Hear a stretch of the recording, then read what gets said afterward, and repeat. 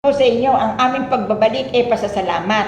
Kaya sila po naririto ngayon pero sila po mag-aalisa na. Pero ako po naririto na walang katapusan ng aking pasasalamat sa mahal na Panginoon at ang sanang problema nilang mga dala ito iwan na nila sa chapel at sila'y mahugasan. At lalong-lalo naman po ang kanilang karamdaman. Ama namin nasa langit, kayo na po ang bahala. Kasi po sa nilayo-layo, sila po nag-aksaya ng panahon. Nanggaling po sila sa ibang bansa, sa Australia.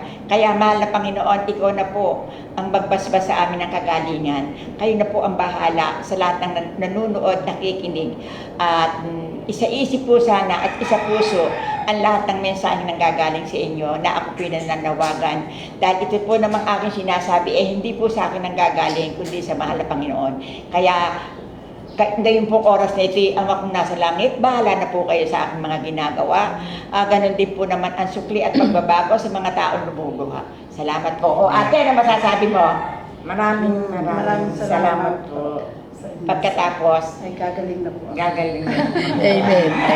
Ako po ay naririto na para po bang kami ilang nagkita-kita, para po bang napakibigat na kami maghihiwa-hiwalay.